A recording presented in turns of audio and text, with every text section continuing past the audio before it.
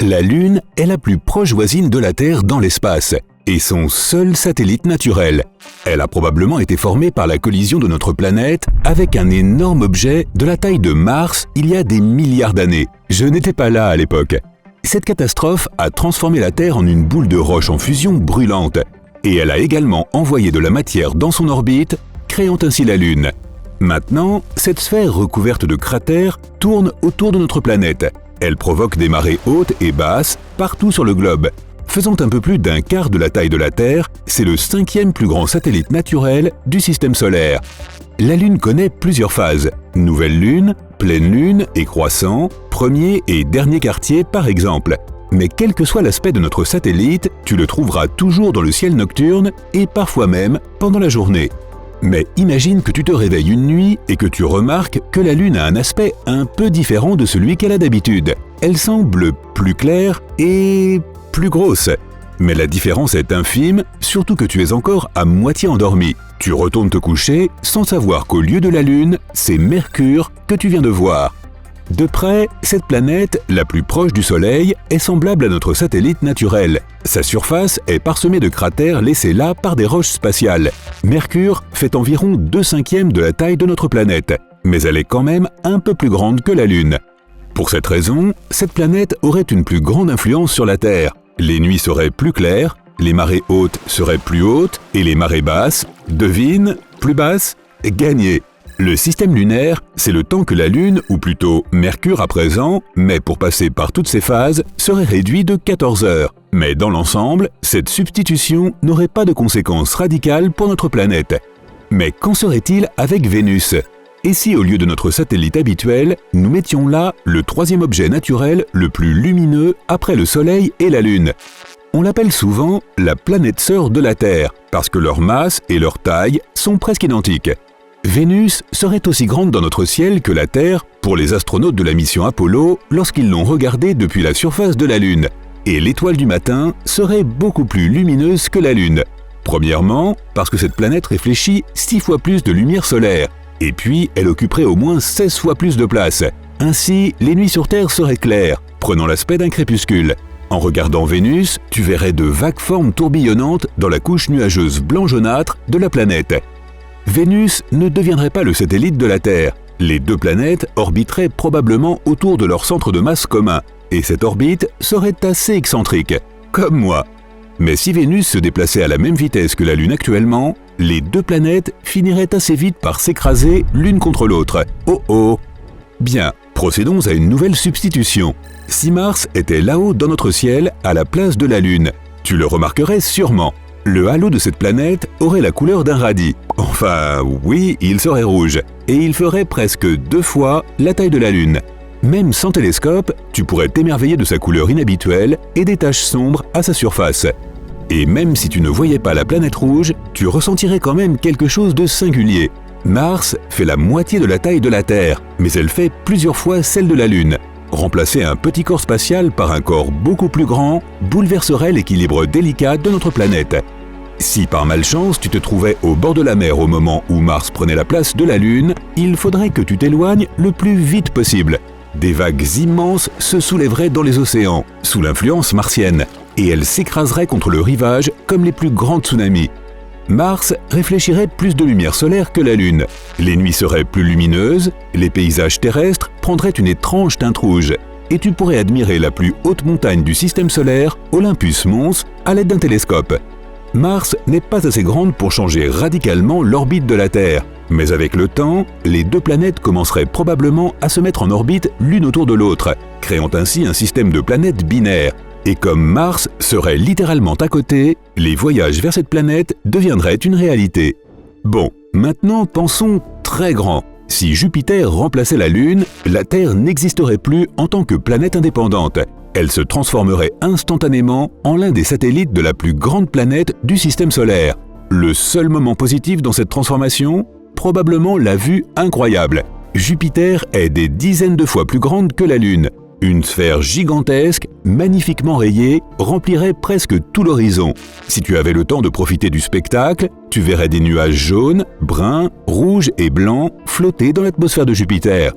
Malheureusement, l'attraction gravitationnelle de la géante gazeuse provoquerait instantanément de graves tremblements de terre, des éruptions volcaniques et des tsunamis. Le manteau et la croûte terrestre seraient attirés vers Jupiter, ce qui détruirait notre planète. Elle serait étirée et comprimée avec une telle force que sa surface se gonflerait d'avant en arrière sur plus de 90 mètres. Et la Terre ne gravite qu'à 10% de la vitesse nécessaire pour que nous restions dans l'orbite de Jupiter. Par conséquent, notre planète paresseuse viendrait s'écraser sur la géante gazeuse en moins d'une journée. Pas super plaisant, hein? Alors tâchons d'éviter. Maintenant, si Saturne devait remplacer la Lune, le spectacle serait grandiose. La planète fait plus de 35 fois la taille de notre satellite. Cela signifie que ce gigantesque globe doré couvrirait 18 degrés du ciel, et ses anneaux s'étendraient encore plus loin, d'un horizon à l'autre.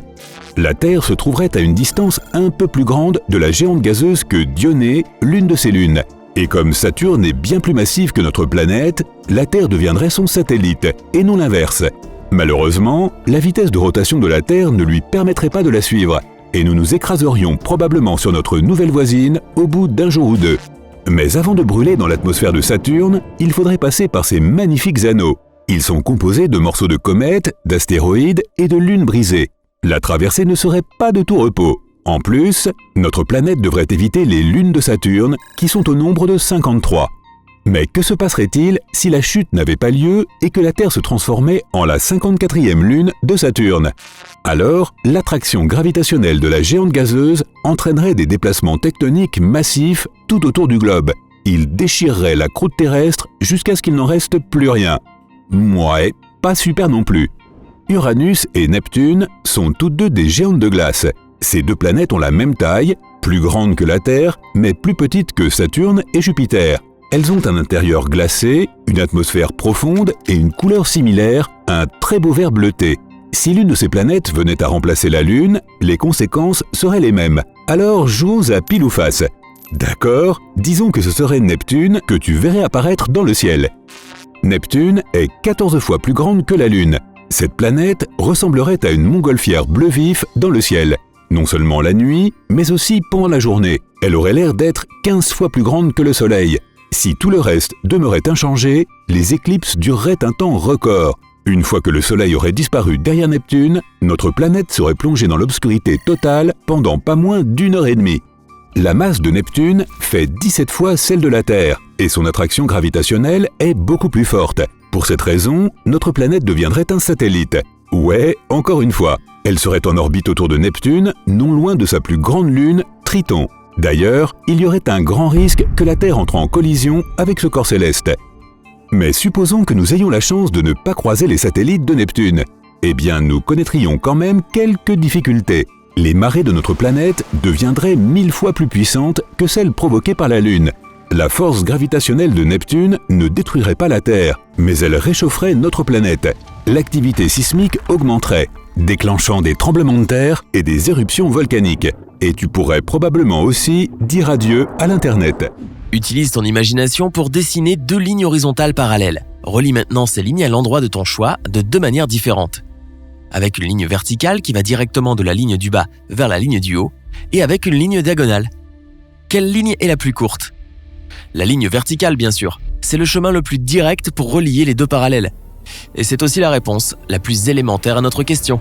Il est plus rapide et plus facile d'entrer en orbite en décollant du sol à la verticale. La ligne du bas est la surface de la Terre. Notre planète est un mélange complexe de toutes sortes de matières formant une masse impressionnante, presque 6 sextillions de tonnes. Cela équivaut à 6000 milliards de milliards, c'est-à-dire un 6 et beaucoup de zéros. Un peu comme mes notes en maths au collège. Or, cette masse fonctionne comme un aimant colossal qui permet à la Terre de maintenir en place un élément fondamental pour nous qui est l'atmosphère. La ligne du haut est la limite de l'atmosphère terrestre. Tout ce qui se trouve au-delà est l'orbite planétaire et l'espace extra-atmosphérique. Mais l'atmosphère elle-même est aussi remplie de matière. C'est un mélange de gaz qui a sa propre densité. Lorsqu'une navette est lancée, la masse combinée de ces gaz atmosphériques provoque une force de frottement qui la ralentit considérablement. Passer par le vide, c'est comme fendre l'air, tandis que passer par l'atmosphère, c'est comme devoir traverser de la gelée. Miam. Plutôt raisin ou fraise? Il faut beaucoup d'énergie et de poussée pour la traverser, tout en étant retenu en arrière par cet aimant gravitationnel géant que représente la Terre. Les avions n'ont pas tant de difficultés à traverser l'atmosphère car ils utilisent sa densité pour se soulever du sol et maintenir leur altitude. Deux éléments les aident à y parvenir, la poussée de leur moteur et la forme de leurs ailes. Les ailes d'un avion forcent l'air qui se trouve devant elles à se diviser en deux courants. Naturellement, ces courants d'air se retrouvent ensuite derrière l'aile, mais la forme de cette dernière accélère le courant qui passe au-dessus. Or, plus l'air se déplace vite, moins il devient dense. Cela signifie que le courant d'air qui passe sous l'aile est plus dense que celui du dessus. Cela crée une portance pour l'avion. En bref, les ailes permettent à l'avion de planer sur l'air. Mais bien sûr, cela ne serait pas possible sans une force énorme pour pousser l'avion vers l'avant. C'est à cela que sert la poussée. Rien que pour décoller du sol, un avion a besoin d'atteindre une vitesse considérable. Une vitesse varie beaucoup d'un type d'avion à un autre. 96,5 km/h pour les avions légers et environ 241 km/h pour les avions de ligne. Simplement pour décoller et monter à 3000 mètres d'altitude, le Boeing 747 a besoin d'un peu moins de 3 tonnes de carburant. Cela peut paraître impressionnant, mais regardons de plus près cette fameuse navette spatiale. Les premiers éléments qui sautent aux yeux sont ces jolies ailes minuscules et tronquées qui ne seraient d'aucune utilité pour un décollage horizontal. Mais si l'on construisait des ailes plus larges, elles ne seraient d'aucune utilité dans le vide de l'espace. Sans compter qu'il serait difficile de les rendre assez solides pour supporter le processus de lancement. Les petites ailes d'une navette spatiale n'ont qu'une seule fonction, la faire atterrir en toute sécurité pour qu'elle puisse être réutilisée pour de futures missions. Elles sont juste assez grandes pour empêcher la navette de tournoyer de façon incontrôlable pendant la descente dans l'atmosphère et pour la faire planer vers le sol. Aucun moteur n'est utilisé pendant l'atterrissage. Les moteurs de la navette spatiale n'ont rien à voir avec les moteurs d'un avion. Ces derniers ont besoin de l'air de l'atmosphère pour fonctionner. Tandis que ce n'est évidemment pas le cas pour les moteurs de la navette, puisque l'air atmosphérique est difficile à trouver dans l'espace. Au lieu de cela, la navette est équipée de moteurs de fusée. Pour en illustrer le fonctionnement, il suffit de gonfler un ballon et de le lâcher. Il volera jusqu'à ce qu'il n'y ait plus d'air à l'intérieur, tout en étant poussé dans la direction opposée à la sortie de l'air. Pour s'envoler, un moteur de fusée doit produire suffisamment de poussée et brûler la bonne quantité de carburant pour avoir le même effet. En réalité, la navette spatiale a besoin de tellement de carburant pendant son ascension qu'elle ne peut pas se contenter de ces 3 moteurs. Elle a besoin de 2 propulseurs supplémentaires et d'un énorme réservoir de carburant séparé, qui est largué à l'étape finale du lancement. Et une navette ne peut entrer en orbite que si elle a assez de puissance. La puissance d'une navette dotée de 3 moteurs et 2 propulseurs est d'environ 3,5 millions de kilogrammes de poussée. Pour alimenter une telle poussée, le réservoir externe doit contenir environ 725 000 kg de carburant. Et pour garder le vol sous contrôle, ces 3 moteurs ont une structure très complexe.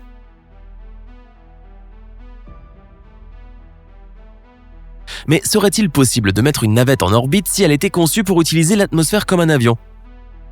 Malheureusement, la réponse est non. Il faudrait encore plus de carburant pour maintenir la vitesse nécessaire pour couvrir la distance d'une trajectoire de lancement en diagonale. Même si un avion grimpait jusqu'à la partie supérieure de l'atmosphère, la Terre ne le laisserait pas s'échapper. Pour s'échapper de l'atmosphère, tout objet qui part de la Terre doit être assez rapide pour franchir le point de vitesse de fuite. Cette vitesse est nécessaire pour compenser l'attraction gravitationnelle de la planète et permettre à un objet de se mettre en orbite. Pour notre planète, cette vitesse orbitale est de 28 000 km/h. C'est évidemment beaucoup plus rapide que la vitesse du son et beaucoup plus rapide que la vitesse de croisière d'un avion de ligne. Maintenant, essaie d'imaginer un avion qui va à cette vitesse et la quantité de carburant qu'il lui faudrait. Sans compter qu'il faudrait aussi qu'il soit assez robuste pour rester en un seul morceau durant le processus. Le coût et la technologie impliquée seraient tout simplement irréalistes. La possibilité que les navettes deviennent obsolètes a poussé les scientifiques et les ingénieurs à essayer de trouver de meilleures solutions pour se mettre en orbite. L'une des solutions serait un énorme ascenseur spatial qui permettrait aux gens de monter dans l'espace. Un ascenseur spatial est une gigantesque tour reliée à un satellite en son sommet et qui se déplace avec le mouvement de rotation de la Terre. La tour est censée mesurer environ 35 400 km et serait faite d'un matériau extrêmement durable, les nanotubes de carbone. La plateforme à l'intérieur de la tour serait mise en mouvement au moyen de véhicules à propulsion électromagnétique. Le trajet de la Terre au satellite ne prendrait que 5 petites heures. Cette mégastructure permettrait d'aller dans l'espace à moindre coût et de manière plus sûre. Mais les nanotubes de carbone se sont avérés insuffisants pour construire une tour de cette taille, si bien que la recherche du matériau idéal se poursuit. Un autre projet, basé sur une approche similaire, a été baptisé Spacetram. La structure nécessaire n'est pas aussi grande, mais tout de même assez impressionnante. Il s'agit d'un tunnel à vide vertical qui pousserait une navette à lévitation magnétique. Elle ne serait pas ralentie par l'air et serait poussée et accélérée par une force électromagnétique à travers le tunnel. Elle s'élancerait ensuite dans le ciel à une vitesse proche de la vitesse de fuite. La navette propulsée à travers ce tunnel pèserait moins lourd car elle n'aurait pas besoin de transporter autant de carburant. On ne sait pas encore si les êtres humains survivraient à une telle accélération. Ils pourraient ressembler à des crêpes à l'arrivée. Si ces idées te paraissent saugrenues, alors prépare-toi pour la dernière. Il est possible que l'on utilise bel et bien un avion pour se mettre en orbite, même si on vient de prouver le contraire. En fait, ce n'est pas l'avion lui-même qui irait dans l'espace, mais il serait utilisé comme une plateforme de lancement. Ingénieux, n'est-ce pas ? Pour ce faire, un avion spécial serait construit avec une envergure de près de 122 mètres et capable de monter à une altitude de plus de 10 000 mètres. De petites navettes lancées à partir de ce gros porteur n'auraient pas à traverser une si grande partie de l'atmosphère, ce qui leur permettrait d'échapper plus facilement à l'attraction gravitationnelle de la Terre. Richard Branson travaille actuellement sur cette technologie avec son programme Virgin Galactic, afin d'emmener des touristes aux confins de l'espace.